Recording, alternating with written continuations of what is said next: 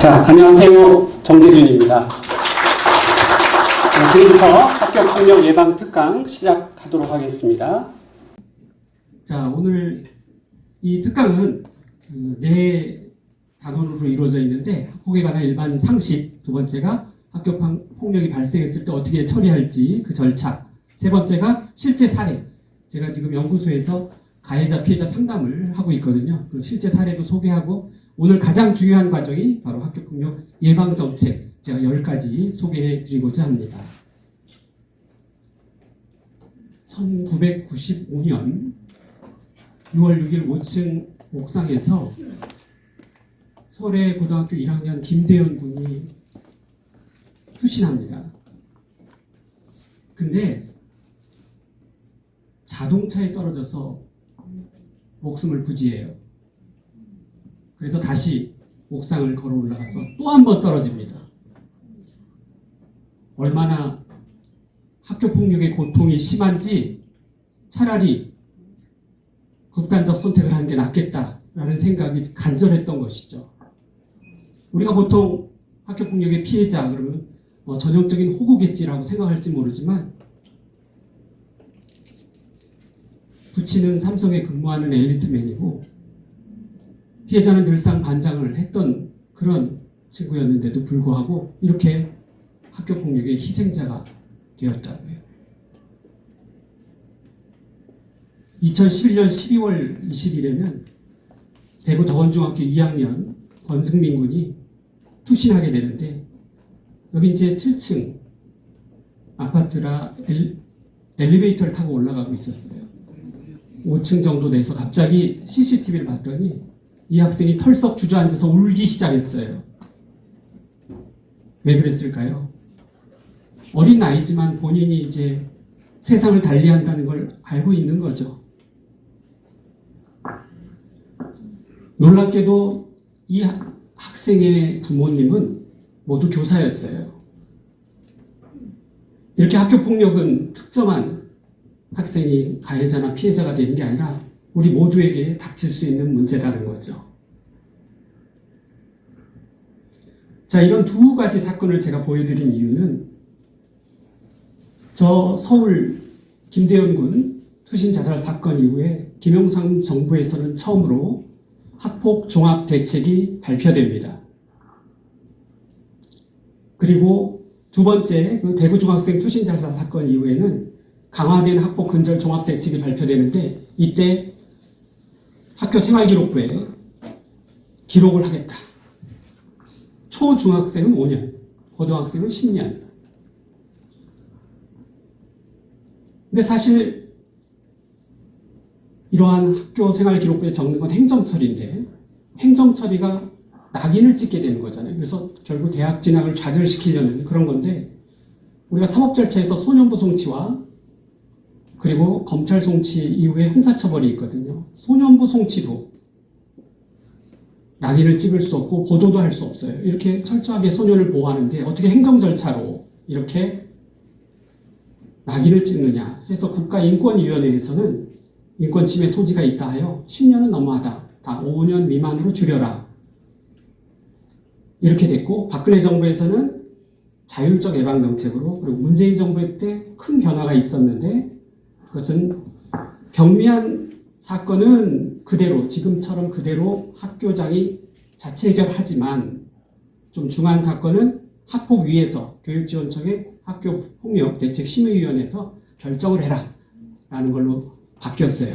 그래서 2020년부터는 이제 학교폭력은 과반수 이상이 거의 교육지원청에서 담당하는 것으로 큰 변화가 있었습니다. 지금 정부, 윤석열 정부에서는 엄벌주의로 회귀한 면이 있는데 2년이었죠. 학교 생활기록부에 남기는 것이, 이것이 4년으로 늘어나게 됩니다. 당장은 안 늘어나고 2025학년도부터 늘어나기로 이제 법률 개정을 하게 되었습니다. 올려서 제가 이걸 바꿔볼게요. 하나, 둘, 셋, 넷 이걸로 할게요. 아까 좀 올렸어요. 자, 여러분, 여러분 학교폭력에 대한 일반 상식 한번 여쭤볼게요. 학교폭력을 당했을 때 피해자가 가장 많이 선택하는 방법은 무엇일 것 같아요? 부모님께 먼저 도움을 청할까요? 담임선생에게 먼저 이 사실을 알릴까요? 친구에게 털어놓을까요? 아니면 아무에게도 도움을 요청하지 않을까요? 1, 2, 3, 4 중에 몇 번? 2번, 4번, 4번, 3번? 4번, 4번? 2번? 이제 정답이 나왔네. 과반수 이상이 부모님께 도움을 요청한다. 이 통계예요. 피해 학생도 가장 힘들 때는 누구를 찾는다? 가족을 찾는다는 거예요. 자, 2번 학교폭력 개념, 처리, 절차 등을 담고 있는 법률은 무엇인가? 바로 이 법률 때문에 모든 학교폭력에 관한 절차들이 그 과정, 해결, 사후 이런 것들이 다 여기에 들어가 있거든요. 1번 소년법일까요? 아니면 2번 아동학대 범죄 처벌 등에 관한 특례법일까요? 아니면 3번 학교폭력 예방 및 대책에 관한 법률일까요? 4번 형법일까요? 몇 번이에요? 와, 이번엔 다 맞췄어요. 잘했어요. 3번입니다. 학교폭력 예방 및 대책에 관한 법률이 바로 학교폭력에 관한 모든 것을 절차, 과정을 담고 있죠. 줄여서 학폭법이라고 부릅니다. 학교폭력이 뭔지 알아야 될 거 아니에요. 제가 학교폭력에 대해서 너튜브에 이렇게 딱 조회를 해봤더니 어느 체육대학교 학생들이 선배들이 후배들을 엉덩이로 이제 방망이로 엉덩이를 치는 그 장면이 학교폭력의 제1 맨 위에 나와 있는 그런 영상이더라고요. 그런데 사실 학폭법에서 정한 학교폭력이란 제2조에서 바로 학교 내외에서 학생을 대상으로 발생한 폭력, 그래서 학생은 초중고 학생이고 또 학교 내외에서라고 해서 학교 내뿐만 아니라 밖에서 일어나는 학교폭력도 다 학교폭력의 범주에 들어간다는 사실입니다. 자, 학교 내외에서 학생을 대상으로 발생한 폭력이 학교폭력이다. 자, 먼저 학교 내외라는 건 학교 밖도 된다. 운동장, 학원, 길거리, 친구 집도 다 학폭의 범주에 들어간다. 자, 그래서 학교폭력이라는 건 바로 학교 내외가 다 되는데 학생을 대상으로 한다고 했어요. 이때 학생이란 초중고 특수학교, 특수학교란 장애인 학생을 얘기하죠. 학생을 말합니다. 여기 누가 없어요? 제가 방금 지적한 대학생이 들어가지 않아요. 따라서 대학생들은 캠퍼스 안에서 폭력이 일어나더라도 이거는 학교 폭력이 아니라 성인의 폭력 사건에 해당돼요. 자, 그렇다면 초중고 학생만 학교 폭력에 해당된다면 유치원 학생은 학교 폭력에 해당되지 않겠죠. 그래서 유치원 학생은 학교 폭력이냐 이렇게 많이 질문하시는데 해당되지 않습니다. 대학생 당연히 안 되죠. 자퇴한 선배, 자퇴는 이제 학생이 아니죠. 그럼 근신 중인 학생은 아직도 학적이 학생이니까 되지요. 자, 교사는 학생이 아니죠. 안 돼요. 다른 학교 학생은 학생이죠. 돼요. 자, 이제 졸업하고 재수생은 안 되죠. 전학온 다문화 학생은 학적이 학생이죠. 된다 이거예요. 따라서 학교폭력을 결정할 때 초중고 학생이냐를 먼저 보는 게 중요하겠다. 그래서 어떻게 보면 학교폭력은 사실 학교라는 장소는 중요하지 않아요. 학생이 중요한 거지. 학교폭력은 정확한 의미로 학생폭력이다라고 표현하는 게 나을는지도 몰라요. 이때 학생을 대상으로 한다는데 학교폭력에서 학생을 대상으로 한다는 건 가해자가 학생이란 뜻일까요? 피해자가 학생이란 뜻일까요? 피해자가 학생이란 뜻이에요. 반드시 학교에서 폭력이 일어났는데 피해자가 학생이어야지 피해자가 학생이 아니다. 예컨대 학생이 선생님을 폭행했다. 이러면 이건 학교폭력이 안 된다. 학폭법이 적용되지 않는다라는 거예요. 따라서 이 예로 보면 고등학생이 유치원생을 때렸다. 유치원생은 학생이에요? 아니에요? 아니니까 이건 학교폭력이 아니죠. 그래서 이건 소년법이나 형법이 적용되는데 사실 유치원생은 적용될 여지가 없죠. 원래 원칙은 그렇다 이거죠. 고등학생은 적용되는 거죠. 소년법, 형법이.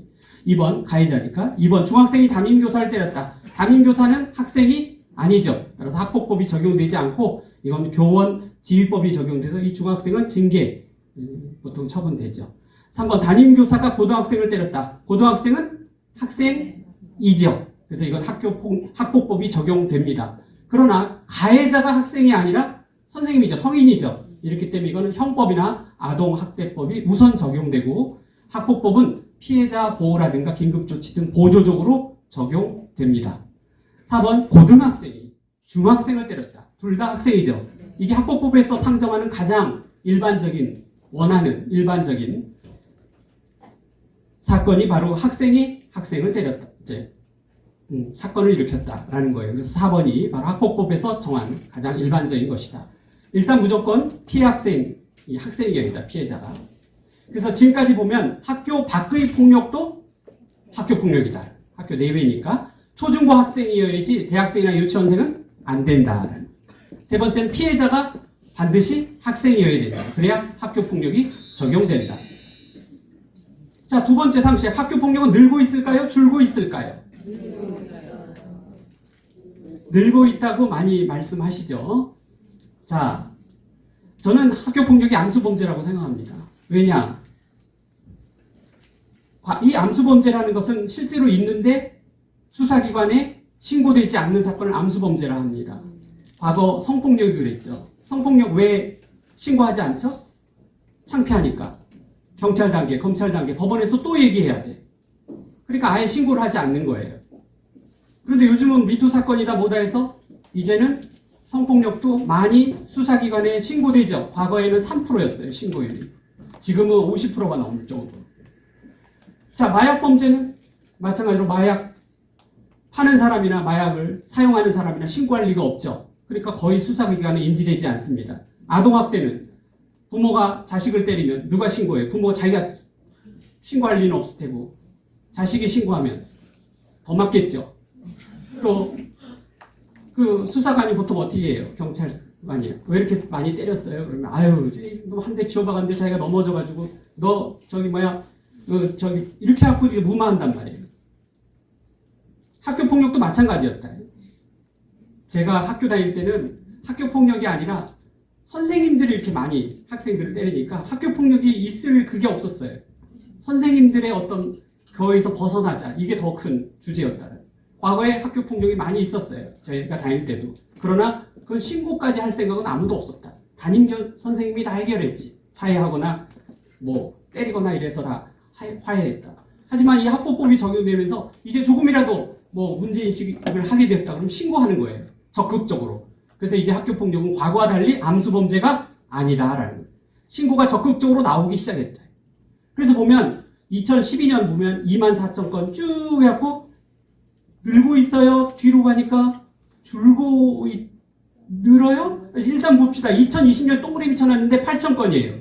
그 앞에 3만 건이 넘었는데 2020년에 왜 8,000건인가요? 학교 안 왔잖아요. 코로나19의 영향이죠. 학교 폭력은 그래도 장소적인 면이 강하죠. 물론 사이버 범죄로 학교 폭력을 일으키기도 하지요. 그래서 저 건수가 잡히는 거예요. 자, 코로나19의 영향으로 이렇게 줄었어요. 근데 지금 다시 늘고 있죠. 그럼 전체적으로 봤을 때 늘고 있다고 해야 돼요? 아니면 회복되고 있다고 해야 돼요? 회복되고 있다는 옛날 건수로 가고 있는 거지 늘고 있는 건 아니에요. 그러려면 이게 한 4만 건 나와줘야 돼요. 근데 왜 사람들은 늘고 있다라고 생각하느냐? 심각화된 건 맞아요. 과거에는 주먹 다짐으로 끝났는데 지금은 도구를 쓴다든가 또는 그런 어떤 잔혹한 학교 폭력이 외부에 언론에 낱낱이 공개되고 우리가 인식하기 때문에 뭐 대표적으로 더 글로리에 보면 뭐 여러 가지 고데기 같은 걸로 지지고 막 그래서 잔인하다 뭐 이런 것 때문에 굉장히 심각화되었구나라고 생각하는 것이지 이게 늘고 있는 것과는 다른 것이다. 근데 저는 학교 폭력보다는 다른 것에 주목하고 있어요. 그게 바로 가정폭력과 자살률이에요. 자살률, 가정폭력. 이 자살률 보세요. 2015년에 1.4명이었는데 10만 명당 2021년에 2.7명으로 2배 늘었어요. 10만 명당 2.7명이라는 거지 이걸 전체 인구로 하면 청소년들 1년에 200에서 250명이 자살해요. 그 주된 이유가 뭘 것 같아요? 물론 학교폭력도 있고 가정폭력도 있겠죠. 대개 이 가정폭력과 학교폭력입니다. 그래서 우리는 학교폭력과 가정폭력 이걸 함께 봐둬야 돼요. 이 가정폭력은 그대로 폭력을 당한 학생이 자녀가 가해자나 또는 피해자로 화해서 그 학급에서 다시 문제를 일으키거든요. 아동학대 보세요. 너무 놀라운 통계 아니에요? 2009년에 10만 명당 55명이 가정폭력을 당했는데 2021년에는 10배가 늘어요. 무지하게 때리는 거죠, 한마디로. 가정에서 아무 힘없는 자녀들을 학대하는 거죠. 자, 문제 3번. 한국의 젊은이 사망률 원인 1위로 알맞은 것은 뭘 것 같아요? 앞에 학습한 걸로 보아? 맞습니다. 다른 모든 OECD 선진국들은 1위가 교통사고예요. 근데 우리나라는 교통사고가 1위가 아니라 10만 명당 3.4명에 불과하고 자살은 매년 약 10여 명. 이걸 10만 명당 10여 명이라는 거지 전체 인구로 따지면 엄청난 인원이다. 자, 이건 맞출 수 있을 것 같아요. 초중고 어디가 가장 많이 학폭이 발생할까요? 교장 선생님은 맞추실 수 있을 것 같은데 이 학교 교장 선생님이니까 맞습니다. 초등학교니까 여기가 초등학교가 가장 많다. 그래서 학교 폭력이 신고된 게 가장 많은 게 초등학교. 저희 때는 고등학교 1학년이었는데 조금 지나니까 얘기 들어보니까 중학교였어요. 중학교 2학년이 그렇게 무서운 적이 있었어요. 한 10년, 15년 전에. 그래서 북한의 김정일이 남침하지 못하는 주된 이유가 바로 중2 때문이다. 어디로 막 너무 무섭다 중2가 막 이런 얘기가 들릴 정도였는데 지금은 초등학생이 가장 높은 비율을 차지하고 있다. 집이 몇 평에 사세요? 몇 제곱미터의 집 사세요? 저는 85제곱미터에 살아요. 이 국민 평형수 거기에 서너 명이 보통 살잖아요. 근데 교실은 66제곱미터 훨씬 조그만데 25명, 30명, 20명 이 인원이 1년 동안 같은 곳에서 생활해요. 몸은 거의 다 컸는데 인격은 완전 미성숙해요. 그러니 문제가 없겠어요? 있을 수밖에 없다라는 거예요. 그래서 초등학생들도 이제 6학년에서 5학년, 지금은 4학년으로 내려가서 4학년이 가장 학폭을 많이 저지르는 통계로 잡히고 있습니다. 또 학폭을 조사하다 보면 가해 피해가 섞여 있는 경우가 많아요. 피해자가 가해를 유발했다든가 피해자도 과거 가해자였다든가 그래서 사건 해결이 힘들죠. 가해자와 피해자를 나누기가 힘들다. 또 그 처분에 응하지 않는 경우가 많다. 이의 신청을 하는 거죠. 또 학교 폭력은 여러 친구들이 한 친구를 따돌림한다든가 폭행한다든가 이렇게 집단화, 조직화하는 경우도 많다. 가해자는 같은 반 구부일 확률이 가장 높겠죠. 그러다 보니 심의위원회가 열릴 때까지 한 달이고 두 달이고 같은 반에 가해 피해 학생이 조우 계속 보게 된다는 거예요. 더 큰 2차 피해가 되는 거죠. 학교 폭력은 어쩌다 한 번 일어나는 게 아닙니다. 한 번 가해하면 그 피해 학생을 계속 피해 주는 지속적인 게 특징이더라요. 우리가 성인일 때는 누구 안 좋은 사람 만나면 도망치면 되고 안 보면 되죠. 전화 끊어버리고 안 받으면 되잖아. 하지만 학교에서는 계속 볼 수밖에 없다. 또 가해자의 죄의식, 죄책감이 매우 빈약합니다. 예컨대 제일 흔한 가장 많은 건수가 바로 욕설이에요. 나도 욕하고 너도 욕해. 그냥 욕을 섞어서 사용해. 그런데 그게 어느 한순간 감정이 실리면 이게 학폭으로 신고되는 거예요. 너도 어제 나한테 욕했잖아. 아니? 너 증거 있어? 난 너가 욕한 거 지금 영상으로 남겼어. 이렇게 나오는 거예요. 그러니 가해자의 죄의식, 피해의식 이런 것들이 죄책감이 빈약하다. 자, 그럼 학교 폭력의 원인은 무엇일까? 자, 5번 주된 원인 1번 장난삼아 2번 피해 학생이 가해를 유발했기 때문에 3번 화가 나서 4번 스트레스. 몇 번일 것 같아요? 1번. 맞습니다. 장난삼아가 34, 이유 없음이 18%. 이거 두 개 합치면 몇 퍼센트에? 50%가 넘어요. 과반수 이상이 학교 폭력은 뚜렷한 이유 없이 시작된다는 점입니다. 성인들은 돈, 성, 분노, 대개 이 안에서 범죄가 일어나는데 이렇게 청소년들의 학교 폭력 원인은 장난과 이유 없음이라는 점에서 그 원인이 다르므로 그 해법도 달라야 되겠죠. 보통 학자들은 가장 중요한 걸 개인적 요인으로 봅니다. 아무리 그러더라도 뭐 가정폭력을 당하고 어떤 환경, 빈곤 가정이고 결손 가정이더라도 본인이 잘해야 되는데 그 가해 학생 본인의 욕구 조절, 표출, 미흡, 성격적 결함이다 라고 보는 학자들이 제일 많고 두 번째 많은 것은 바로 부모의 영향이다. 부모, 학대 가정. 여기서 삐뚤어지게 된다. 또는 학교적 요인으로 일관되지 못한 교사의 훈육이라든가 또는 입시 이주의 경쟁 관계, 학교가 친구를 사귀고 우정을 키우는 곳이 아니라 입시에 도움이 되고 실력을 양성하는 그런 경쟁 관계에서 시작된다. 사회적 요인으로 언론, 대중매체에 통해 접하는 욕설과 폭력. 제가 학교 다닐 때는 영화에 그 욕하는 장면이라든가 그런 게 좀 야한 거라든가 없었거든요. 근데 요즘은 다 그냥 그대로 직설적으로 욕하고 정말 원하면 너튜브에 들어가면 다 볼 수 있어요. 또 너튜브도 안에 들어가고 저 한번 옛날에 안에 들어가서 그 목을 치는 거 있잖아요. 그 아랍에 있는 그 검은 그 뭐지? 히잡이 아니라 그 시리아에 있는 그런 반군들인데 IS다 말이야. ISS가 정말로 막 목을 치는 장면이 뚜렷하게 막 떨어지는 장면이고 너무 놀랐어요. 원하면 정말 그렇게까지 찾아 들어갈 수 있는 이런 잔인한 장면들을 청소년들이 보게 되면 모방할 수도 있고 아무렇지도 않게 생각할 수도 있잖아요. 또 생각을 해보면 이 원인도 굉장히 큰 것 같아요. 저는 사실 그 서울에서 살다가 이쪽 남양주에 이사 오게 된 굉장히 중요한 이유가 제가 이쪽에 24년 동안 전문적으로 일을 했는데 실무적으로도 좀 도움을 줄까 해서 검색을 하고 나름대로 통계를 찾아보니까 구리 남양주가 전국에서 학교폭력 발생 건수 1위더라고요. 그래서 여기로 온 거거든요. 근데 더 이상한 충격적인 그런 사실을 알았어요. 제가 교육지원청에 그 통계 물어보고 그랬는데 아유 교수님 1위가 아니라 2위예요 그러더라고요. 이게 좋은 건지 나쁜 건지 동탄 오산이 1위고 우리 구리 남양주가 전국 2위.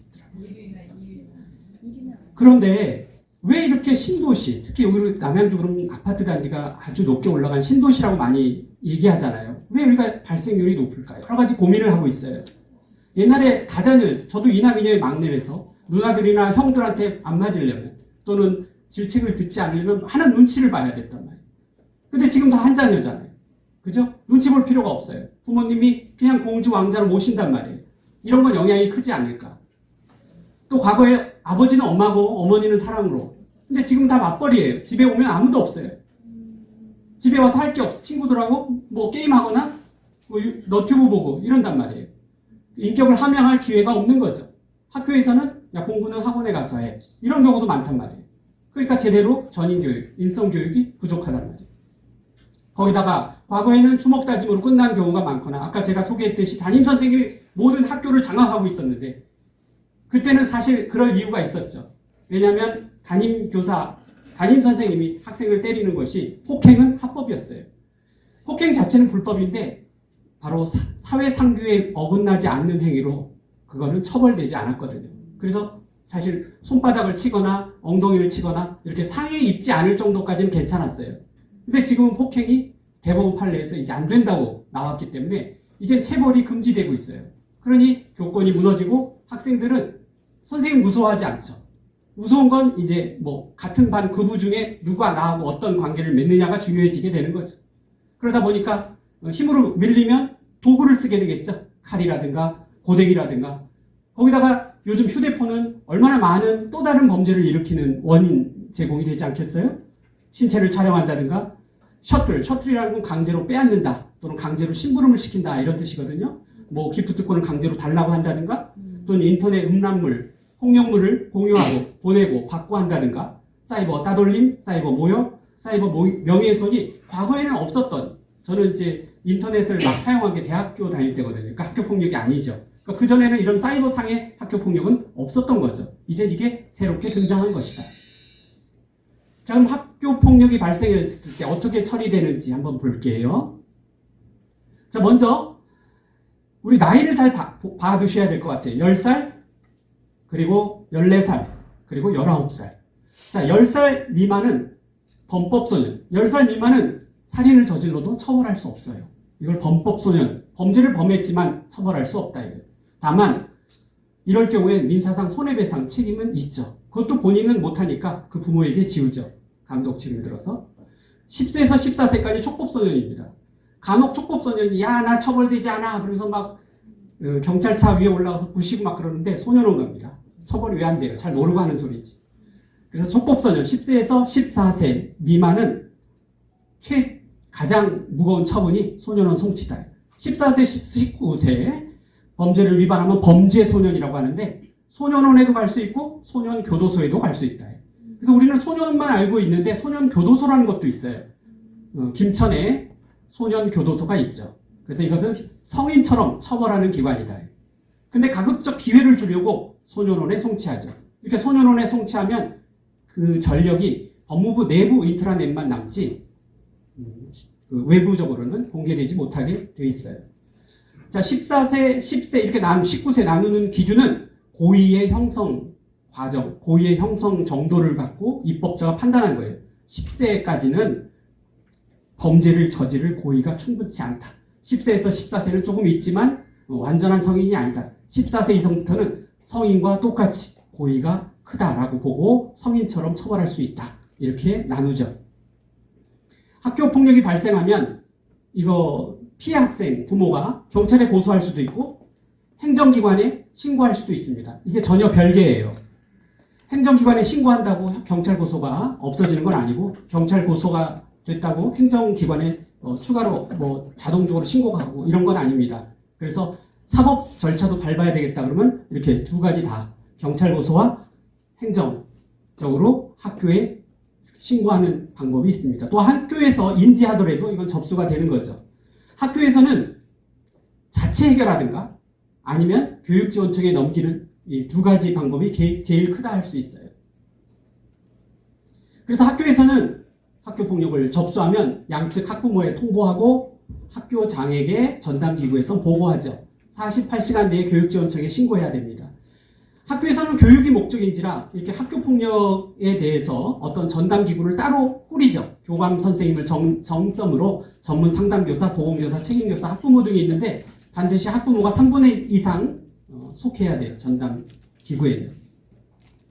이 전담기구에는 책임교사가 사안조사 보고서, 접수서 한 다음에 보고서를 쓰게 되는데 저 빨간 것이 사안조사 보고서가 매우 중요합니다. 저기에서 거의 결판이 나요. 이때 가해자, 피해자 학생은 제대로 된 증거라든가 또는 진술자를 확보해야지 그렇지 않고 나중에 후속으로 하려면 쉽지 않습니다. 책임교사가 쓰는 사안조사 보고서가 매우 중요하다. 나중에 교육지원청에서 심의 결정을 할 때 저것이 결정적으로 작용하게 됩니다. 학교장은 피해 학생에 대해서 긴급조치, 가해 학생에 대해서 긴급조치를 할 수 있습니다. 그래서 학교에선 대개 이렇게 세 가지 사안조사 보고서 그리고 학교장의 긴급조치, 피해, 가해 이게 제일 중요하고 모든 건 다 교육지원청에 신고하도록 되어 있습니다. 학교에서는 그래도 가장 중요한 게 내부적으로 자체 해결하는 게 중요하겠죠. 이 자체 해결 요건이 너무 어려워요. 2주 미만의 진단서를 받아야 되고 재산상 피해가 없어야 되고 지속적이지 않아야 되고 보복행위가 아니어야 돼. 이걸 다 만족해야 돼요. 다 만족했더니 교육지원청에 신고하겠대. 그럼 끝이에요. 필요 없어요. 그래서 하나 더 있어요. 전제가 피해 학생 및 그 보호자가 심의위원회의 개최를 불언해야 된다. 이게 전제된 상태에서 네 가지 조건을 만족해야 되니 사실 학교에서의 자체 해결은 쉽지 않은 거죠. 쉽지 않다. 교육지원청에서는 학교에서의 자체 해결이 되지 않았을 때 이렇게 가해 학생에 대해서 1호부터 9호까지 처분을 할 수 있게 됩니다. 1호 처분이 서면 사과, 2호 처분이 보복금지, 3호가 학교봉사, 4호가 사회봉사, 5호가 특별교육, 6호가 출석정지, 7호가 학교교체, 8호가 전학, 9호가 퇴학 이렇게 됩니다. 그런데 1호부터 9호까지 그냥 갑자기 우리 학교폭력심의위원회에서 너무 나쁘니까 퇴학 처분하자 이러는 게 아니라 점수화예요. 어떤 항목을 들어서 이번 학교폭력 사건이 심각한지 지속적인지 고의가 얼마나 높은지 가해 학생이 반성하고 있는지 화해 정도 피해자와 가해자가 화해하고 있는지 정도에 따라 점수를 하나하나씩 매겨요. 4점에서 0점까지. 그래서 이 학교폭력 매우 심각하다. 그럼 4점. 별로 심각한 정도는 아니다. 그럼 0점에서 1점. 이렇게 구체적으로 점수를 매긴다. 우리 앞에 큰 사건이 하나 있었어요. 누구 사건이. 그때 언어로 이렇게 욕설을 했는데 어떻게 전학 퇴학이 나왔지? 그거는 바로 가해 학생의 반성 정도와 화해 정도가 없음으로 나오면 4점이죠. 그럼 4점에다가 여기서 점수 합치면 거의 높은 점수가 나와서 그럴 수 있다는 거예요. 따라서 학교폭력이 일어나면 제일 중요한 게 화해하고 반성하는 게 크다라는 걸 알 수가 있어요. 점수가 저 16에서 20점이면 8호, 전학이나 9호, 퇴학 처분이 나오게 되는 거죠. 1에서 3점이면 1호 이렇게 나오고 2호 처분하고 그리고 5호 처분은 심의위원회에서 의결할 수 있습니다. 그래서 중복 처분이 가능해요. 자, 1호 처분부터 2호 처분부터 8호 처분까지 그 처분 자체가 중요한 게 아니에요. 아유, 내가 이번에 가해 학생인데 몇 호 처분 받았어. 이게 중요한 게 아니에요. 뭐가 중요하죠? 바로 생활기록부에 남는다는 거예요. 적힌다는 거예요. 특히 2호부터 8호까지는 그 부모도 특별교육을 받아야 돼요. 안 받겠다. 이렇게 미이수 시에는 과태료 300만 원 이하 받게 됩니다. 부모님한테도 창피한 일이고 또 생활기록부에 기록돼서 앞으로 진학에도 큰 영향을 미치는 것이 바로 가해 학생에 대한 조치예요. 1호 조치 같은 경우에는 미이행 시에 징계되지 않아요. 양심의 자유이기 때문에 헌법상. 그래서 1호는 사실은 그냥 권유하는 것뿐이고 1호이더라도 학교 생활기록부에는 기록이 됩니다. 이번에 강화된 조치가 6호, 7호, 8호, 4년으로 늘어났다는 점. 자, 실제 사례 제가 상담을 하면서 실제 있었던 일을 한번 살펴볼게요. 보통 이제 제 연구소에서 이렇게 상담하는 장면이 있는데 피해자가 더 많이 와서 상담을 합니다. 그렇겠죠? 상담. 근데 피해자 같은 경우에는 과장된 자기 사례를 굉장히 과장해서 얘기하는 경우가 많고 가해인 경우에는 축소해서 뭐 한 대 때렸더니 이걸 신고해 이런 경우가 많기 때문에 사실상 가해 피해를 함께 상담하는 게 좋아요. 그래서 저는 이 기본적인 조사를 할 때 가해자가 누구냐 혹시 연락처를 알 수 있느냐 해서 가급적이면 가해 피해자를 다 만나봅니다. 그래서 화해시키려고. 이게 회복적 사법 또는 회복적 생활교육이라고 하는데 그러면 굉장히 많이 조기에 해결할 수 있거든요. 자, 먼저 변기물 먹이기부터 한번 볼게요. 자, 실제 사례인데 이제 막 일반적인 학폭 괴롭힘은 그냥 계속 당하고 있다가 이게 완전 호구네 하면서 가해 학생들 3명이 B씨가 피해 학생에게 변기물에 손을 씻어봐라. 씻네 얘가. 그럼 너 세수해봐. 세수하네? 먹어봐. 먹었어요. 입에 먹이기. 그래서 저는 이거를 언론에 노출시키려고 했는데 그 부모가 피해 부모가 굳굳이 사양하더라고요. 그래서 언론에 노출시키지 못했어요. 뭐 당연히 노출되더라도 실명은 다 지우죠. 어쨌든. 근데 중요한 건 A, B, C가 있는데 A가 주범자예요. 너 해! 이렇게 주범자였고 B가 촬영을 했어요. 그러니까 증거가 남은 거죠. 먹은 장면이 다 남은 거예요. B가. 촬영을 했으니까. C는 거기서 그냥 서 있었어요. 자기가 서 있었기 때문에 자기는 학폭의 가담자가 아니라고 생각하는 거예요. 그러나 가담자죠. 왜냐하면 충분히 피해 학생은 3명이 서 있기 때문에 그런 위협을 느낄 수 있었다는 거죠. 그래서 C는 반성도 하지 않아요. 그래서 그 결과 A하고 C가 같은 처분을 받았어요. B가 좀 덜 처분받고. 왜 그랬죠? C는 그냥 서 있기만 했는데도 끝끝내 자기 학교 폭력 당했다, 가해자라는 것을 거부했고 반성하지 않았고 화해하지 않았기 때문에 점수가 높아지죠. 그렇기 때문에 A와 같은 처분이 나왔다는 점. 자, 이게 제일 많은 케이스예요. 제가 상담하다 보면 이게 제일 많아요. 학교 폭력이 일어나면 그 부모가 거기에 대해서 분노를 하게 되고 사과를 요구합니다. 그 가정에서 증거가 있느냐, 한번 붙을래, 소송하자, 뭐 이렇게 나오는 경우가 많다 이거예요. 그래갖고 한참 소송하고 있는데 이미 그 자녀들은 다시 친해졌어요. 손잡고 야 우리 부모들 왜 그러냐 이런 경우가 있단 말이에요. 그래서 부모 싸움이 굉장히 많아졌다. 축구 경기를 했어요. 피해 학생이 너무 강한 태클을 해서 가해 학생이 상처를 입힐 정도까지 태클을 많이 했다. 축구 경기가 끝나고 난 다음에 야 너 나한테 사과해. 뭐? 경기는 경기지 뭐 내가 이제 와서 이거까지 사과해야 돼? 이미 심판이 나 경고도 먹고 했잖아. 내가 왜 사과하는데? 이 학생 말도 맞고 이 학생 말도 맞는 것 같아요. 너 사과 안 하면 때릴 거야? 그래갖고 때렸는데 기절을 했어요. 기절을 하면 상해로 들어가요. 멍이 심하게 들지 않더라도. 그랬더니 이 피해 학생의 보호자가 학폭심의 요청을 하고 형사고소했어요. 상해니까. 거기다가 손해배상 소송도 하고 민사죠. 카페에 이를 폭로했는데 이 사람이 가해 부모가 누구인지 알 수 있게 특정은 하지 않았지만 알 수 있도록 같은 아파트에 살고 그다음에 직업이 뭐고 이런 걸 올렸어요. 괴롭히려고. 그때 이 보호자가 가해 학생의 보호자 이를 알고 명예훼손죄로 고소를 하고 결국 가해 학생은 2호, 3호 처분을 받았는데 억울하다. 피해 학생이 먼저 도발을 했고 어떻게 한 대 딱 쳤는데 지가 기절한 걸 내가 뭐 어떡하라고 하느냐라고 하면서 처벌에 대한 행정소송. 과거에는 이제 행정심판 전치주의라 해서 행정심판을 먼저 해도 됐지만 지금 이거는 학폭사건은 행정심판을 해도 되고 교육정책의 상위기관인 교육청에서 행정심판이 잘 받아들이지 않을까 두려워서 행정소송을 하는 경우도 많아요. 그래서 바로 행정소송을 한 경우가 되겠다. 이 사건을 접하니까 이미 변호사 선임해서 다 하고 있었어요. 자, 바로 명예훼손죄 형사 변호사 선임했죠. 손해배상 민사소송하고 있죠. 그 다음 행정소송하고 있죠. 이게 다 하고 있었다. 여러분 이거 보면 굉장히 사소한 것에서 시작됐죠.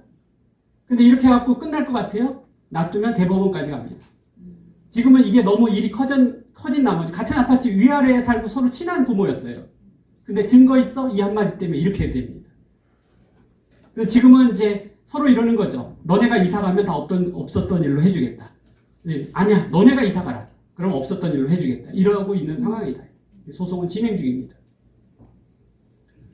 자, 이번 건은요.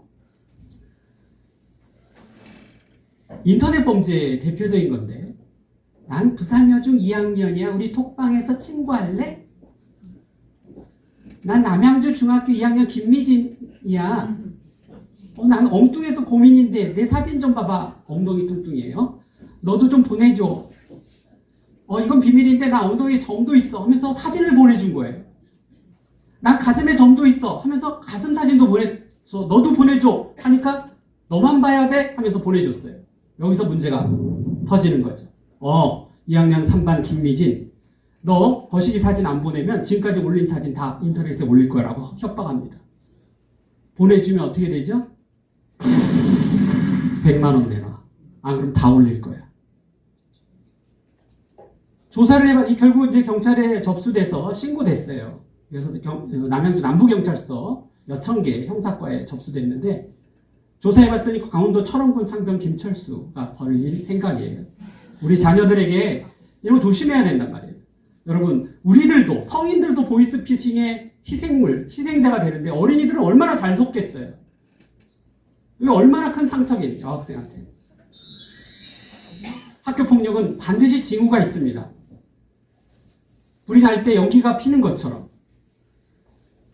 내 자녀가 안경이 깨졌거나 눈에 멍이 들었거나 옷이 찢어져서 오거나 일기장에 자살, 폭행이란 단어가 검색되거나 컴퓨터 히스토리를 조회해봤더니 학교폭력, 학퇴 이런 말이 등장하거나 또는 용돈을 과다 지출하거나 징후가 반드시 있다. 저는 이거 믿는 편이에요. 반드시 있어요. 그랬을 때 물어보겠죠. 얘야 무슨 일이 있니? 또는 무의식 중에 한마디 나오는 말이 있어요. 그게 뭐냐? 이거예요. 백발백중. 엄마 나 학교 가기 싫어. 문제 있는 거예요. 이게 거의 백발백중이다. 문제가 있다. 나 학원 가기 싫어. 학원에서 문제가 터졌다라는 거예요. 여기서 그냥 넘어가면 안 된다라는 거예요. 조금 더 머리를 굴리는 피해 학생의 경우에는 나 오늘 아파서 학교 못 가요. 이렇게 해요. 아빠 오늘도 나 배가 아파. 머리가 아파. 물론 진짜 아플 수도 있죠. 그럴 때 눈을 보세요. 진짜 아픈 자녀와 뭔가 회피하기 위해서 꾀병이죠. 아프다고 하는 건 눈에서 나타나요. 별일 아니에요. 아무 일도 없어요. 뭔가 눈치를 챘으니까 물어보는데 아무 일도 없다. 이상한 거죠. 또는 공격성이 그 가해 학생으로 향하는 경우도 있습니다. 철수, 그 친구 아주 나쁜 애인 것 같아. 가해자라는 뜻이에요. 내 휴대폰 만지지 마요. 극도로 싫어하는 경우는 바로 인터넷상에서 문제가 벌어지고 있다는 뜻이에요. 자, 그렇기 때문에 우리는 미리 자녀에게 교육을 시켜놔야 된다. 어떤 교육? 바로 제일 많은 게 장난, 이유 없이 장난. 이게 50%가 넘어요. 그럼 어떻게 해야 돼요? 장난칠 때 반드시 친구에게 야, 우리 지금부터 장난칠래? 그랬을 때 동의를 구하고 해야지. 나 지금 그럴 기분 아니야. 라고 한다든가 하면 장난치면 안 돼요. 신고한단 말이에요. 그러면. 왜냐하면 앞뒤 논리가 연결되니까. 우리 학생들도 나름대로의 이성과 논리가 있어요. 그 논리에 합치돼야 된다. 친구에게 의견을 물어야 된다. 호구되지 않는 방법, 친구의 장난이나 비아냥, 대화에 상처받지 왔을 때는 명백히 자기 의사를 표현하도록 자녀에게 교육해야 됩니다. 너를 기분 상하게 하면 나 이거 싫어. 더 이상 나한테 장난치지 마. 나 이런 행동 나한테 하지 마. 이 말 계속 나한테 하지 마. 이렇게 명백하게 받아치도록 교육을 시켜야 됩니다. 자, 그럼에도 불구하고 계속하는 가해 학생이 있어요. 그럴 경우에는 큰 소리로 얘기하라고 해요. 반에서. 그만해! 그럼 다 듣죠? 친구들이. 그럼 누가 가해자고 누가 피해자인지 친구들이 다 알아요. 그래서 학폭이 정말 신고되었을 때 가해자는 가해임을 위기에 몰릴 수밖에 없는 거예요. 더 이상 하기 힘든 거죠. 자, 명백하게 의사표현을 한다는 점. 그리고 너무 심할 때는 큰 소리로 쳐서 한번 제지시켜야, 그렇지 않으면 가해자는 계속 가해를 하게 됩니다. 잘 인식하지 못하는 거죠. 또 그 요구 정도가 도에 넘었다고 생각한다면 거기서 바로 들어주지 말고 부모와 상담할 수 있도록 자녀에게 야, 친구가 너무 무리한 조건 요구를 하게 되면 일단은 생각해 볼게 라고 말해. 그리고 나하고 상담하자 라는 교육을 꼭 시켜야 됩니다. 돈 문제는 아예 만들지. 성인도 마찬가지입니다. 돈을 절대 빌려주면 안 돼요. 돈을 빌려주는 순간 그 사람과 관계가 끊어집니다. 따라서 돈을 빌려줄 것 같으면 아예 줘버리세요. 학생들도 마찬가지입니다. 학생들이 뭐 소득이 있어요? 없잖아요. 근데 왜 친구끼리 돈을 빌려줘요? 돈 문제는 아예 만들지 않도록 한다. 따라서 어렸을 때부터 일정 용돈을 주도록 하고 한 달에 2만 원이면 2만 원, 3만 원이면 딱 이렇게 정한 용돈을 줘야 많이 쓰는지 적게 쓰는지 알 수 있거든요. 또한 지출장을 적도록 함으로써 혹시 친구가 강제로 빼앗으면 야, 나 매달 2만 원밖에 못 받는데 지금 2만 원 다 줘버리면 일기장에 어떡하지? 더 이상 줄 수도 없어. 이렇게 아예 원천적으로 봉쇄해라. 자, 우리 학교 폭력이 터졌어요. 누가 제일 중요한 사람일까요? 피해자입니다. 우리는 학교 폭력 그럼 가해자가 누구야? 이렇게부터 들어가는데 사실 가장 중요한 사람은 피해자다. 얼마나 큰 고통을 받고 있느냐. 그래서 보통 피해 상담 오면 그 부모가 가해자에 향해 있어요. 우리 가해자는 이렇게 했고 가해자는 이렇게 했고 가해자. 그래서 자녀는 어떤 상태예요? 자녀는 뭐 그냥 가만히 있고 학교에 가기 싫다는데요. 거기까지밖에 몰라. 충분히 대화해야 한다. 자녀의 감정을 푸는 일이 가장 중요하다라는 거예요. 자녀와 충분히 대화하고 귀를 기울여주고 어떤 감정 상태를 가지고 있는지 파악해야 된다. 그리고 학폭당한 사실, 팩트를 이제 체크해야 돼요. 그러고 난 다음에 이제 그 감정을 외부로 발산할 수 있도록 분노를 표출하도록 하고 용기를 줘야 된다. 특히 이제 모든 학교 폭력에 대해서 자녀의 상담을 하고 팩트를 체크하고 분노를 표출하고 그래 내가 해결해 줄게 라고 하는데 사실 학부모가 학폭에 대해서 많은 지식과 경험이 없단 말이에요. 그래서 반드시 교사 혹은 전문기관에 도움을 요청하거나 충분히 인터넷 등을 통해서 조사를 해봐야 돼요. 많이 있습니다. 언제든지 전문기관에 도움을 받아서 하는 게 훨씬 이롭다. 초기가 중요하거든요. 그럼 어떻게 예방을 할 것인가? 대응책 보면 컴퓨터는 가급적이면 거실에 꺼내놓는다. 그리고 휴대폰 사용 시간을 정하고 온라인 예절을 지킨다. 온라인에 축어를 쓴다든가 욕을 쓴다든가 이런 것들은 그대로 사이버 모욕죄 이런 것들에 저촉될 수 있거든요. 차단 프로그램을 사전에 써갖고 검색어가 이상하면 노출되지 않도록 정보가 뜨지 않도록 이렇게 차단 프로그램 또 신분증 부모의 신분증을 노출하지 않도록 한다. 자, 우리가 보통 학교 폭력 그럼 가해 학생과 피해 학생을 생각하는데 사실 더 중요한 제3의 요소가 있어요. 그게 누구다? 그부들이다. 친구들이 방관하기 때문이죠. 따라서 교사는 그부들에게 학급 분위기를 바로 방관이 아니라 방어할 수 있는 학교 폭력을 저지할 수 있는 분위기로 육성시키는 게 중요합니다. 그래서 이제 더 이상 방관자가 아니라 방어자가 되도록 교육해야 한다. 자, 이제 오늘의 빅 하이라이트 예방정책이 되겠습니다. 딱 10가지만 할게요. 자, 다음 보기 중 청소년들이 누구 말을 가장 잘 들을까요? 이거 주관식으로 해볼까요? 친구? 객관식으로 해야 되겠다. 1번 부모님, 담임 선생님, 친구. 4번 연예인. 그렇죠? 연예인이다. 정말 옛날에는 뭐 판검사, 교사 이게 이제 꿈이었잖아요. 우리 청소년들의 선호도 1위 직업이었는데 요즘 1위 직업은 바로 연예인, 2위가 이제 스포츠맨 이렇게 됩니다. 그래서 BTS라든가 이제 남학생 같은 경우는 이제 뭐 블랙핑크라든가 이런 유명한 아이돌, 여러 아이돌이 있잖아요. 그런 아이돌 그룹에게 학교폭력 예방 홍보대사로 위촉한 다음에 간단해요. 녹음기로 녹음을 뜨는 거예요. 이거 녹음 하나만 해주세요. 어떻게? 얘들아, 오늘만큼은 친구들한테 잘해줘야 돼.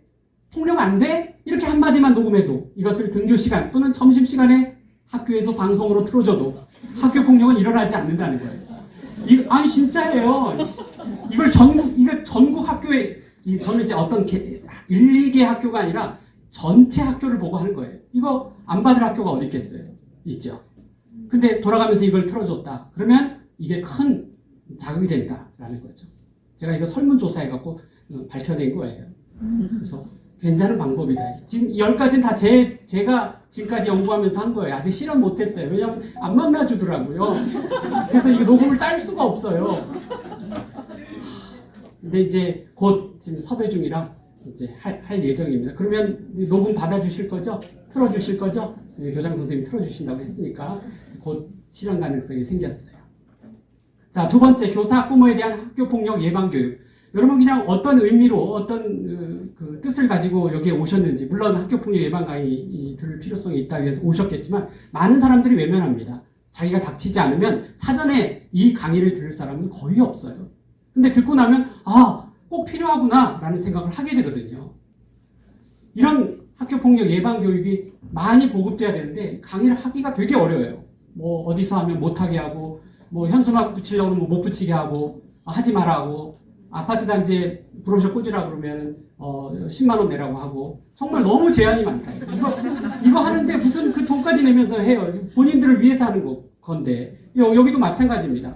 저는 이 강사를 달라고 하잖아요. 어떤 데는 100만 원도 주고, 어떤 데는 아무것도 주지 않고, 어떤 데는 제가 장애인 단체에서도 한 번 한 적인데 절대 주지 마세요 이런 적도 있어요. 저는 그런 걸 구애받지 않아요. 한 명이라도 생명을 구할 수 있다면 이 강의가 필요하잖아요. 그런 사람들이 꽤 많아요. 이런 강의가 좀 더 사회 분위기로 독려되어야 되는데 이게 오히려 지양되고 있다는 걸 제가 곳곳에서 느낍니다. 자, 위클래스, 학폭 상담소. 제가 가보면 거기 상담교사분 앉아서 많이 와요. 그러면 별로 안 오고 가끔 애들이 와서 이제 앉았다 놀다 가요. 이 정도예요. 학교마다 학교폭력 상담소인 위클래스가 있는 학교가 많이 있거든요. 여기 단순히 여기서 그치지 말고 그 학교의 2학년, 3학년 학생들 중에 괜찮은 선량하고 괜찮은 학생들을 중심으로 한 학급에 한 5명 정도씩 뽑아서 자원봉사단을 만들어요. 누가 위클래스 소속의 자원봉사단. 그런 다음에 1, 2학년하고 매칭을 시켜요. 짝선배 매칭. 그럼 1학년 학생 중에 친구한테 뭐 학폭을 당하거나 괴로움을 당하면 그 위클래스 소속 자원봉사 선배에게 개인적으로 얘기할 수 있도록 이런 매칭 활동, 짝선배 활동. 또는 어떤 학생은 이제 소극적이라 자기 이름을 노출하고 자기 얼굴을 노출해서 선배한테 얘기하는 거를 싫어하는 경우도 있어요. 그러면 이거를 1대1 상담 톡 플랫폼을 만들어요.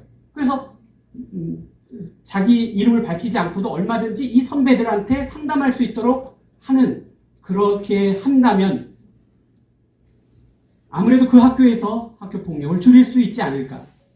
또 저는 항상 생각하지만 왜 아이들 문제에 성인이 개입하는 거예요? 아이들은 아이들이 상당 부분 해결할 수 있어요. 또래 중재인, 또래 재판을 통해서 처벌은 하지 않도록 하되 또래끼리 자체적으로 결정하도록 하는 일들이 활성화된다면 지금 1년에 이 구리 남양주시에 1000건이 학교폭력이 발생하는데 1000건 중에 반 정도 가까이가 사실상 사소한 문제고 학생들이 또래 재판에 의해서 얼마든지 해결이 될 수 있어요. 그런데 상당수가 이게 교육지원청의 심의에 올라가니까 정말 중요한 사건도 해결하기에 촉박하고 시간이 질질 끓게 되는 거예요. 간단한 사건들이 학급에서 자체로 해결된다면, 적은 숫자만 교육지원청에 올라간다면 교육지원청에서 좀 더 밀도 있게 심사할 수 있을 거 아니겠어요? 그래서 많은 사건들을 자체 내에서 해결하는 게 좋겠다. 자, 우리 학교폭력 예방비 대처에 관한 법률 제15조에 따르면 대한민국 전체 초, 중, 고, 등학교 모든 학교는 한 학기에 한 번 이상 반드시 학교폭력 예방 교육을 하도록 되어 있어요. 이게 잘 되어 있는 게 초등학교입니다. 초등학교는 특별 활동 통해서 이렇게 할 수 있도록 시간을 배정하지만 중학교, 특히 고등학교는 아예 시간 배정이 없어요. 그래서 학법부이 강제 의무를 띠고 있기 때문에 하긴 해야 되는데 시간은 편성이 안 돼 있으니까 뭐 체육 선생님한테, 미술 선생님한테 양해를 구해서 그 시간 빼서 학법 강의를 해야 돼요. 그러니까 이 법적인 문제. 또 예산이 없어요. 고학년으로 갈수록 예산이 제대로 없다. 그러니까 어떻게 해요? 뭐 동영상을 튼다든가 텔레비전을 틀어서 학폭 예방 교육을 하게 된다. 그러면 집중도가 많이 떨어지잖아요. 이런 부분에 대해서 좀 더 밀도 있게 지원을 하는 게 좋지 않겠느냐. 자, 5번째가 환경 재설계를 통한 학교 폭력 예방입니다. 어떤 학교를 보면 이 학교는 딱 들어오면서 깜짝 놀랐어요. 와, 완전히 뭐 최신식에다가 이렇게 기분이 산뜻해져요. 그러면 아무래도 여기 등교하는 학생은 굉장히 산뜻하고 좀 기분이 등교할 때부터 좋잖아요. 근데 제가 다니는 학교를 제가 특정하고 싶진 않은데 와, 이거 교도소 가는 느낌이에요. 막 우중충하고 창살이 매달려 있고 막 시커멓고 별로 안 좋단 말이에요. 이런 곳곳에 사각지대에 CCTV를 설치한다든가 옥상을 잠가놓고 외진 곳에 접근 금지 경고를 붙여놓고 곳곳에 또 폭력 멈춤, 욕설 멈춤 등의 편말을 설치한다는 거. 이런 것들은 도움이 된다. 학폭이 일어나려고 하더라도 바로 이런 것 때문에 저지된다는 거죠. 또 학교 내외 벽면에 희망의 그림을 그려놓는 것, 이런 것들도 다 어떤 외국의 사례로 나와 있는 것입니다. 자, 최신 기술을 이용한 학교 폭력 예방 대책이 또 있습니다. 우리 보면 이 휴대폰 거리 있잖아요. 휴대폰 뒷면에 손가락 이렇게 집어넣어서 거리인 것 같은데 저 기술은 뭐냐면 학교 폭력이 일어났을 때 그 피해 학생이 저 가운데 있는 버튼을 3초 이상 꾹 누르고 있으면 동시에 5명에게 뭐 경찰관, 부모, 친구들에게 문자가 갑니다. 위기에 처했다는. 그래서 학교 폭력이 발생했을 때 그때 어떤 바로 조치가 가능하도록 고안된 거예요. 저것도 기술적으로 좋지 않아요? 모든 학생들이 저거를 가지고 있다면 학교 폭력이 일어날 때 그 심화되는 걸 방지할 수 있잖아요. 문제는 저것이 가격이 조금 비싸요. 42,850원입니다.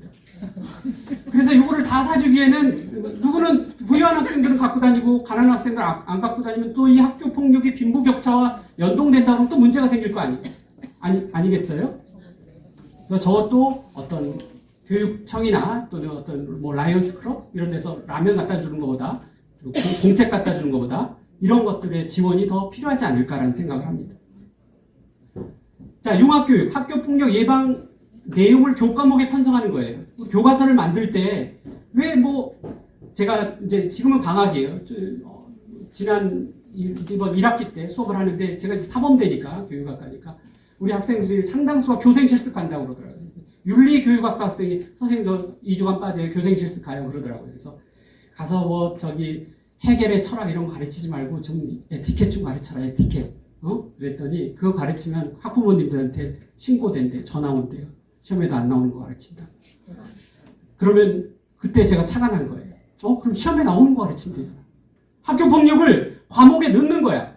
국어시간 지문에 학교폭력 피해자를 방관하는 주인공 소설을 넣고 영어 시간에 학교폭력 내용의 영어 지문 독해를 수능에 내버려. 학교폭력 실전 주제로 영문 에세이를 쓰는 거를 시험 성적에 또 윤리 시간에도 학교폭력 가해자와 피해자를 다룬 단원을 삽입하는 것. 저는 고등학교 때 그 황선원의 소나기 아직도 그 내용이 절절히 기억나요. 이렇게 감수성이 예민할 때 교과서에 학교폭력 내용을 다루는 것도 또한 오랫동안 성인이 돼서라도 폭력 방지에 도움이 되지 않을까라는 생각입니다. 괜찮지 않아요? 제가 발굴했다니까요. 그 교과서 만드는 분들이 이걸 반영을 해줘야 되는데 쉽지 않아요. 일단 여러분에게 처음 이렇게 공개하는 겁니다. 급훈 보세요. 10분 더 공부하면 내 남편 직업이 바뀝니다. 합격자 명단에 귀하의 이름 없습니다. 대학 가서 미팅할래, 공장 가서 미싱할래. 만족은 과정이 아니라 결과다. 이건 약과예요. 더 심한 것도 있는데 제가 안 써놨어요. 친구는 경쟁자다. 경쟁에서 승리하자. 경쟁에서 대학 가자. 이런 급훈들이에요. 교육의 목적이 뭡니까? 사실 인성교육과 실력 양성, 이게 균형을 맞춰야 되는데 인성교육만 치중하다 보면 착한 바보를 만들 수 있다는 비판이 있고, 실력 양성만 치중하면 똑똑한 악마를 만들 수 있다는 비판을 받을 수 있어요. 그래서 우리의 교육은 인성교육과 실력 양성을 동시에 해야 됩니다. 저는 이 학교폭력이 교실에서 일어나는 게 많기 때문에 어떻게 보면 인성교육, 연예인 축구팀에서 반칙이 일어날까요? 잘 안 일어날까요? 잘 안 일어나겠죠. 연예인 친선 경기니까. 그런데 8강 한일전, 우리는 이 경쟁에서 승리해야 돼요. 친구 옆에 있는 그부가 경쟁 대상자로 보이는 거예요. 대학을 합격하고 좋은 학교에 진학해야 되고, 이렇다면 친구의 인격은 존중되지 않는 거죠. 근데 이 급한 정도는 담임 선생님이 얼마든지 만들 수 있어요. 뭔가 인성교육에 중점을 둔 급훈을 만든다면 학급 분위기가 얼마나 달라지느냐라는 거예요. 8번째, 폭력 예방을 위한 학교 규칙, 급훈을 만든다. 어떻게? 친구에게 폭력을 사용하지 않는다. 직접 쓰는 거예요. 또는 급훈, 다른 친구의 욕설을 쓰지 않는다. 이것만, 욕설 금지, 이렇게만 써도 급훈이 얼마나 큰 효과가 있는데. 괴롭히는 그부를 제지한다. 또는 괴롭힘 당하는 친구를 도와준다. 좋잖아요. 한 친구가 외톨이 되지 않도록 노력한다. 저는 더 글로리를 보고 왜 문동은이라는 친구가 극단적 선택을 했을까 굉장히 고민했어요. 그 문동은이라는 친구는요, 그 문동은 옆에서 친하게 지낸 친구가 한 명도 없다는 점이에요. 한 명이라도 친한 친구가 있었다면 그 주인공이 극단 선택을 하지 않았을 텐데. 그렇지 않아요? 친구가 외톨이 되지 않도록 도와주는 것, 이것도 중요한 예방책이 되겠습니다. 9번째, 아까 제가 또래 조직 얘기했죠? 핀란드의 베르소, 우리나라에는 지금 교육청에서 수호천사를 이제 할 수 있도록 이렇게 매뉴얼을 만들어 놨어요. 이런 거를 통해서 바로 또래 재판, 또래 학급이 운영되도록 한다. 참여 연구를 통한 학교 폭력 체험. 특히 가해 학생 같은 경우는 절대 자기가 피해 입는 걸 싫어해요. 절대적으로 싫어한다.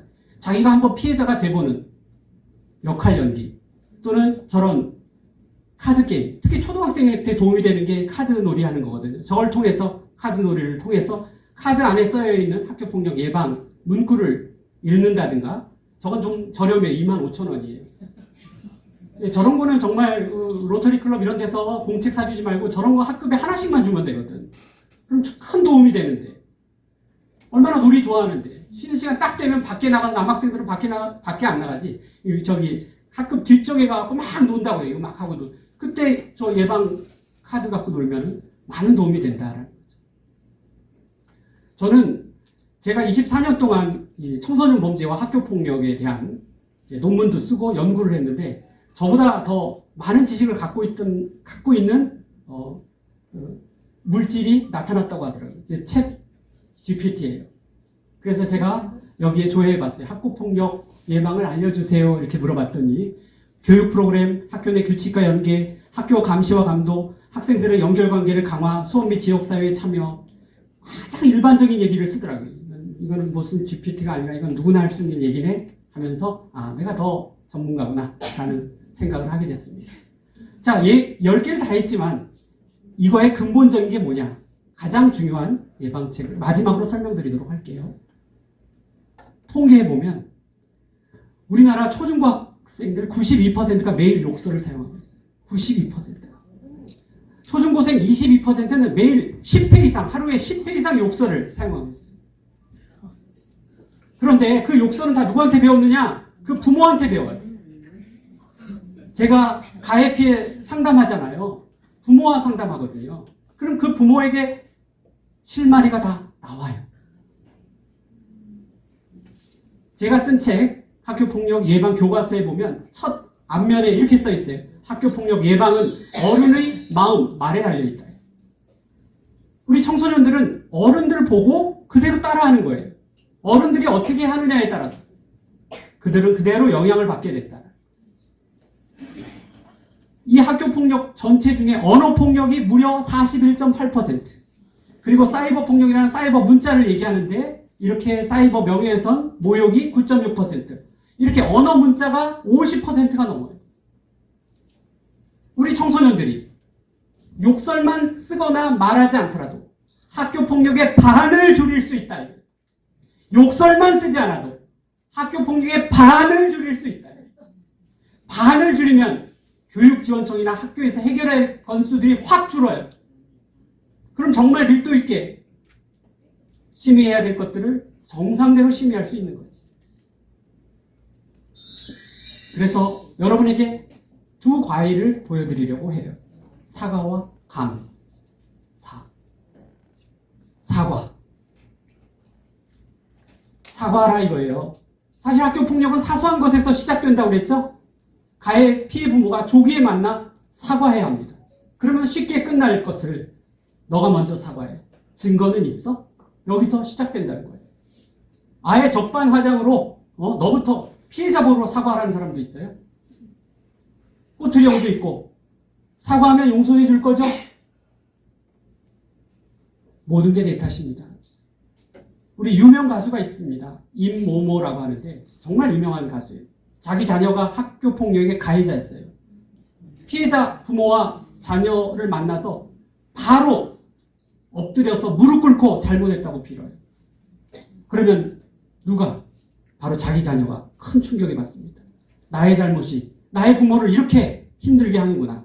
그 뒤로 절대 학교 폭력을 하지 않았다고 합니다. 제가 그랬죠. 학교 폭력은 다 어디에 초점을 둬야 된다? 바로 피해자에 초점을 둬야 된다. 피해자에게 충분하게 사과하면 해결된다는 거예요. 그러면서 동시에 저렇게 자기 자녀도 이제 학교 폭력의 가해자가 되지 않도록 하는 방법이 바로 사죄라는 거예요. 감사. 범사에 감사하라. 이거는 모든 사람에게 다 적용되는 말이죠. 여러분 지금까지 살아온 것 다 주위 사람의 도움으로 지금까지 살아온 거 아니에요? 감사해야 되지 않겠어요? 이런 감사를 우리 자녀들에게도 꼭 해줘라라는 거예요. 너가 지금 이렇게 학교에 다니고 이렇게 먹고 살고 있는 것 부모님 또 할아버지 할머니 이웃 사람의 도움이다라는 거예요. 당장 나가서 택시를 타고 버스를 타고 청소를 하고 이런 사람들의 도움 때문에 지금 이렇게 우리가 살고 있는 것이다. 범사에 감사하라. 그러려면 자녀를 교만에서부터 구해야 됩니다. 교만은 근심을, 그리고 근심은 불안을, 불안은 결국 좌절과 무기력을 낳게 됩니다. 패망에 이르게 된다는 거죠. 교만한 자끼리 서로 잠시 추천할 수는 있겠죠. 하지만 결국 반목하고 싸우게 될 것입니다. 그래서 우리는 겸손해야 됩니다. 겸손은 결국 우리들에게 용기와 희망을 주게 될 것입니다. 저는 우리 청소년들이 실력을 많이 양성해서 능력 있게 사회에 진출하고 성공하는 거 저도 지지합니다. 그러나 능력 있는 집안 아니어도 성적이 좋지 않아도 겸손해서, 그럼 친구도 많잖아요. 그래서 학교에서 어떤 상처, 학교 폭력의 상처 없이 평범한 성인으로 성장하는 것, 이것이 저의 가장 큰 바람입니다. 저도 제 자리에서 이렇게 학교 폭력의 예방과 청소년의 평범한 성인 성장을 위해서 최선을 다하겠습니다. 감사합니다.